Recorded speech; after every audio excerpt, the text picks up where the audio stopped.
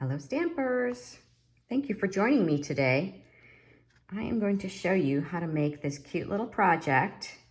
It's actually a little bag. I think we're going to use the embossed treat bags.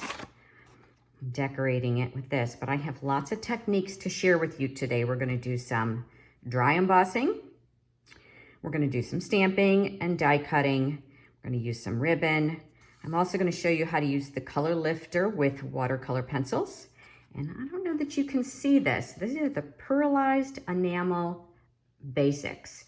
These little berries, which are in the gorgeous grape, are actually kind of raised and pearlized. And I'm using them to demonstrate a wonderful technique with our Pearlized Enamel Effects. So stick around, and I promise I will share all these things with you. You can certainly use this piece on a card front. It wouldn't have to go on the bag, but I just thought the bag was really cute. My name is Linda Edwards. I am with Crafty Here in Designs. I am an independent Stampin' Up! Demonstrator, and you may be coming to me because you've ordered one of my Create at Home card classes, and if so, thank you for your order and thank you for coming. You will have the bag. All of the pieces that you need will be in your bag. So let's go ahead and get started, and I will give you the measurements for all of these things. So I'm going to put that here. I'll put that there so you can see it. If you want to purchase anything that you see that I used in today's video, you can find me at craftyhereindesigns.stampinup.net. There will be a link to my online store also on the description of the video. So feel free to take a look there and purchase anything that you want. I'll have a list of the items that I used for you. So as you probably saw, I took the pieces that you need for this will be in your bag. And there will be a piece of ribbon cut to size as well. And you'll have three pieces. This is Gorgeous Grape, and it's your background piece. These two are the same size. So this is 3 and 5/8 by 3 and 5/8, in case you're making this at home on your own with your own materials. And then these are 3 by 3, or excuse me, 3.5 by 3.5. So just a little bit smaller than that piece. And they, as I said, both are the same size. One we're going to emboss, dry emboss, and the other we're going to do our stamping on and coloring. And we're going to start with the stamping and coloring because we want some time for that to dry. So I'm going to bring in my stamp. I'm using the stamp from the Forever Framed Florets. Excuse me. Here's the Framed Florets stamp set. This is available in the spring mini catalog from Stampin' Up, and it'll be available through the end of April. And this is the piece that I'm using here. And it also has a die that goes along with it. So you could color it and die cut it and pop it up as well. But we're going to use the circle die from the Stylish Shapes dies to actually cut out our circle. So it has that nice little stitched look. And then the sentiment is the Just For You, and it comes from Charming Sentiments. I'm going to use the Just For You. And it also has a die, which we are going to use to cut that out and pop that up. So give a little interest to our card. So the first thing, as I said, I wanted to do was to stamp and color so that it has a little bit of time to dry. I'm stamping my image in Old Olive. And because it is a photopolymer, I am going to put the Stampin' Pierce Matte underneath it so that I get a nice, good image.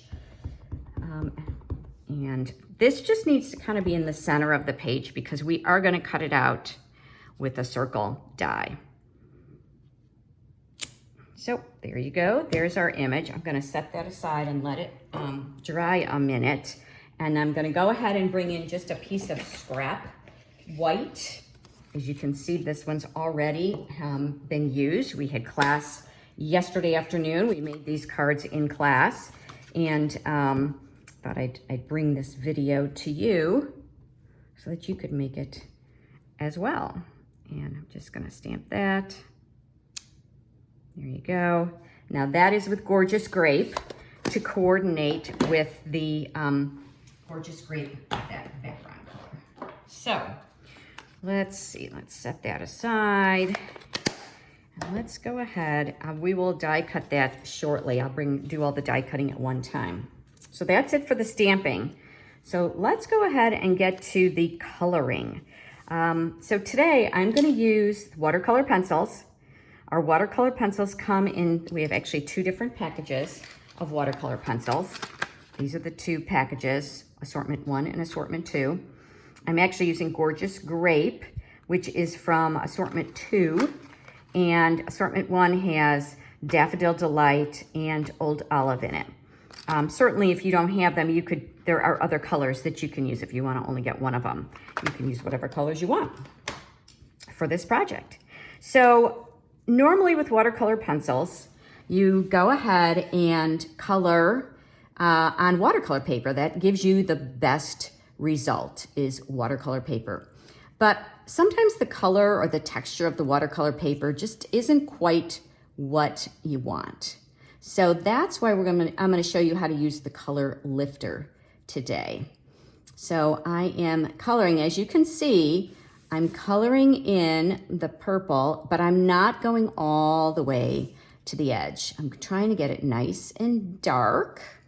And to do this, you want your pencil to be a little bit on the dull side. You don't want it to be super, super sharp, because it just doesn't color as well. So if you need to go ahead and use a piece of scrap paper to kind of trying to make sure I'm only doing the purple, not the leaves. You have to pay attention. I only want to do the flower and not the leaves.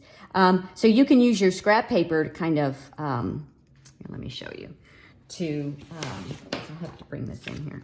If your pencil's too sharp, like for example, this yellow is a little bit on the sharp side, you just kind of do that on the edge to and to dull it a little bit for yourself.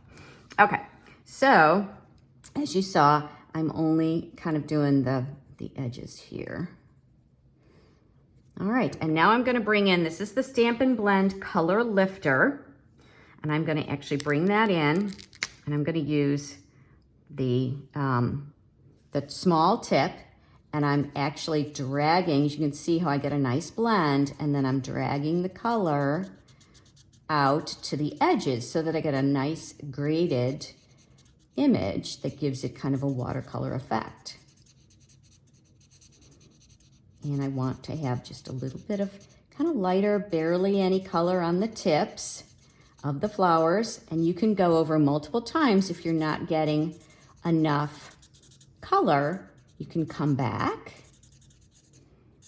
and get more color. So another reason to use this is I wanted to do the outline in the green. And if I use watercolor pencils with our water-based inks, then my image, the green ink will run. Because this is alcohol-based, it doesn't cause the green ink to run. It leaves me a nice, crisp, old olive outline. So that's the other time you might want to use, because you might ask, well, when would I use this? And why am I not using just my water painters? So this is just another option in your little arsenal so that you can use your watercolor pencils with your blender. So that's okay, but I think I want a little bit more color. So I'm going to come in and just lightly bring in a little more watercolor pencil so that I can get some color a little bit further. And this time I'm really going kind of lightly. Okay, bring in my pen again.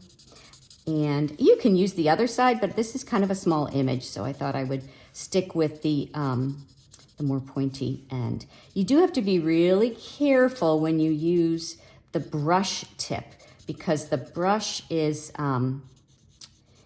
really delicate and you can really damage the brush tip. I'll show you because my brush tip is kind of trashed. I'm gonna have to order a new blender pen. But if you're too heavy-handed, there we go. I'm happy with that right now.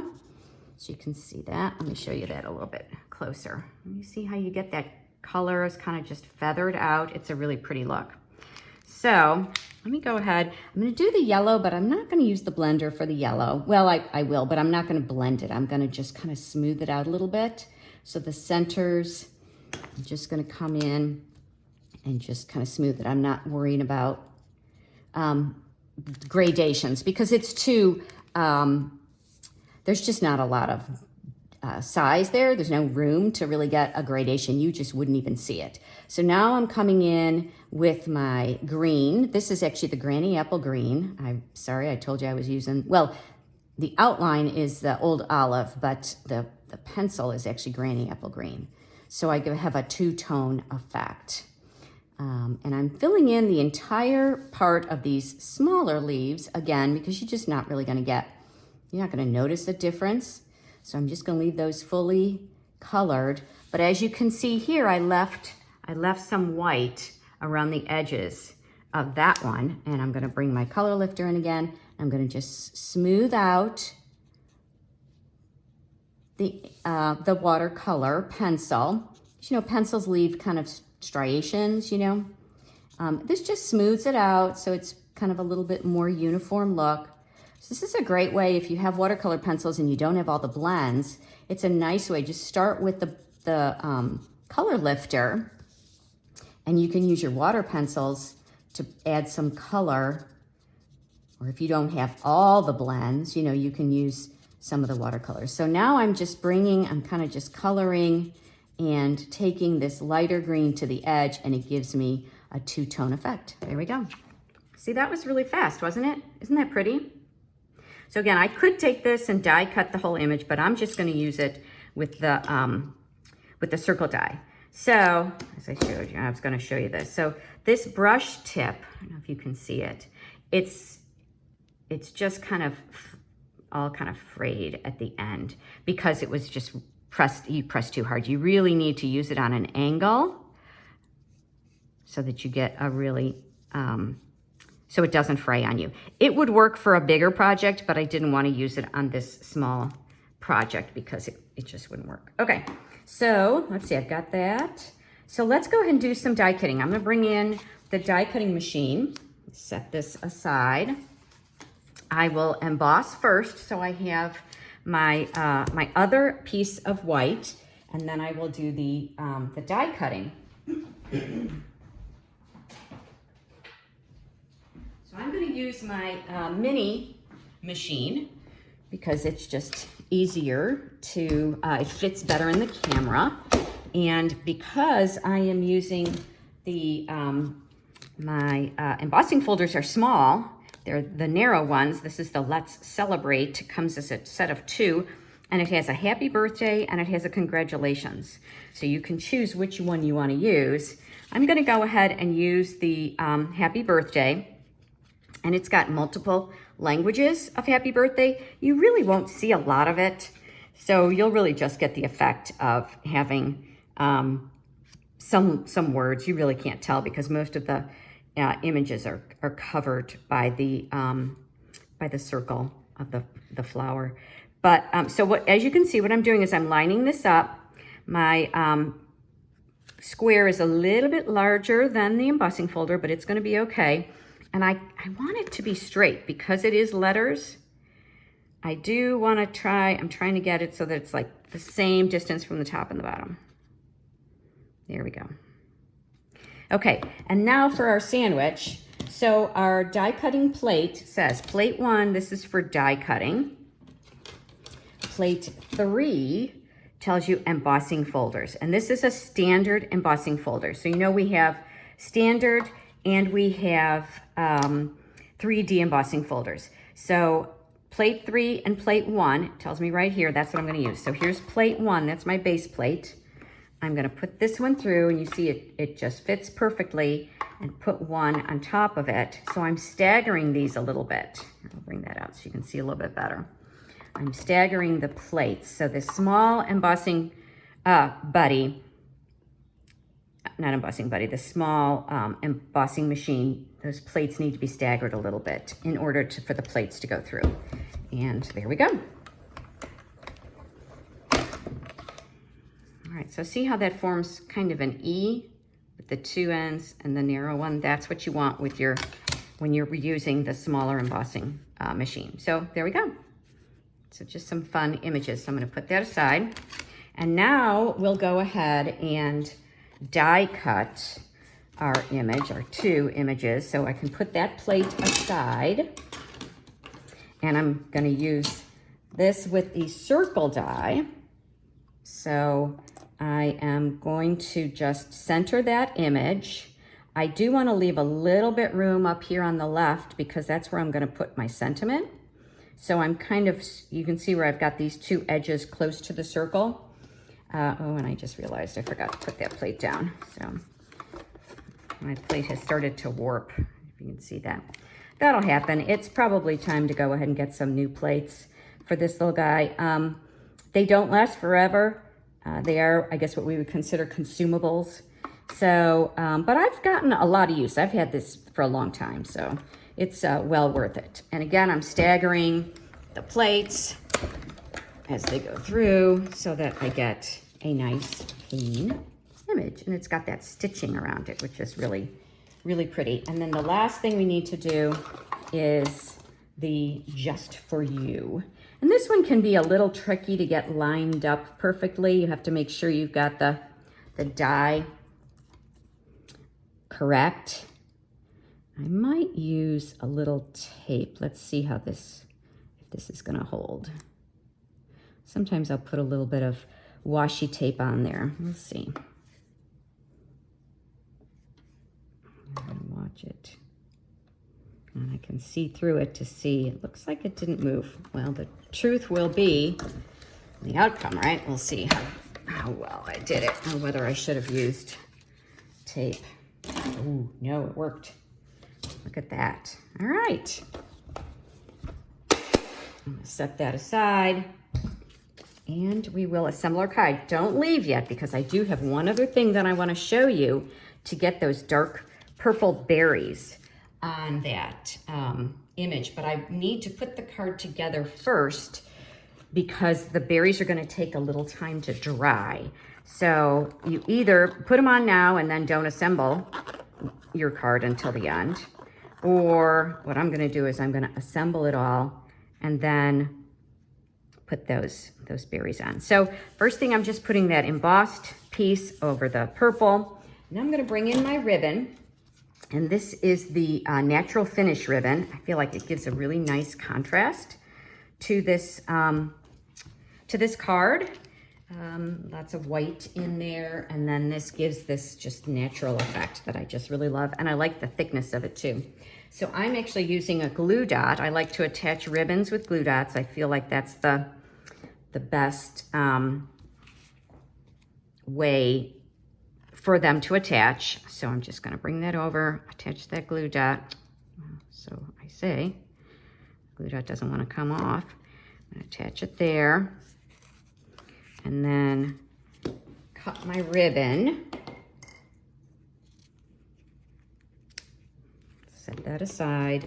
Bring in another glue dot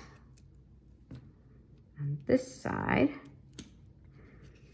Now I'm gonna kind of just go. I'm just using that happy birthday as a guide. All right, there we go. And then I'm going to attach this whole thing to the front of the card, and I'm just using liquid glue. And I am gonna go ahead and put the glue on the ribbon so that it attaches to the card as well. Just kind of as insurance. So here we go, set that right there. All right, we are almost done. And gonna go ahead and put dimensionals on the back of the, we have mini dimensionals here. That's okay. Actually, what I'm gonna do is I'm gonna go ahead and use these. These are those foam sheets, and I had some kind of extra leftover pieces. So I'm gonna go ahead and just use those. Just use whatever you've got. Put those aside. And I want that to be kind of like that. And then my Just For You, I am going to use a mini glue dot for that, or a mini dimensional for that. Let's see, and I want it to be kind of in the center. Because that is going to go right about there. Okay, so now, as I said, I'm going to show you, we're going to use these Pearlized Enamel Effects. So I'm bringing in my silicone craft sheet, and I'm bringing in the Pearlized Enamel Effects and Gorgeous Grape ink refill. The Pearlized Enamel Effects they actually come in a set of 3. They have this red, which is kind of a pinkish red, and then this silvery gray, which is really pretty, and they are very metallic, pearlized. But what if you need a different color? What if that color just isn't going to work with your kit? I'm going to take some here on my mat, on my craft mat, and I'm just squeezing out, as you could see, just squeezing out a little bit. I'm bringing a toothpick and some of the ink. I'm just going to put 1 drop of ink in there. This ink is very concentrated, so it works beautifully. And I'm just going to color it. So as you see, just coloring it all in, I get this, I want it to be a little thick. And I'm going to just use my toothpick to dot my little berries. I'm shaky. There we go. So if you wanted a thicker berry, you would just use a utensil. That would give you a little, bring up a little thicker, a little more of the enamel effects. There you go. Isn't that cool? So you could use any color. You could use it in yellow and fill in the centers. There's just so much you can do with it, but you do have to let it dry. So you have to set it aside. Don't touch it. Because it's really thin, it won't take very long. I mean, maybe half an hour, but a lot of times I'll just let it set overnight. And of course, the original way that you may or may not know, here you can see these are dots that I did actually yesterday.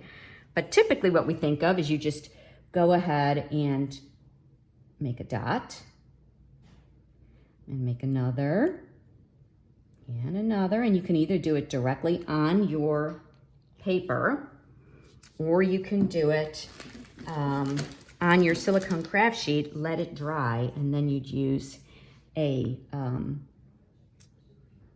adhesive to attach it to your paper. But you could color in an image with it. There you go, there's some red ones, so that you see, and then we have some of the gray. So fun, fun, fun. I hope that that inspires you to do something fun with your enamel dots. You don't have to be careful. If you want them pointy, you can definitely do that, but sometimes they get a little pointy more than I want. I'm trying to get a circle. But you know, if you wanted to try to do a teardrop shape, there you go. So you can play around with it and get different effects.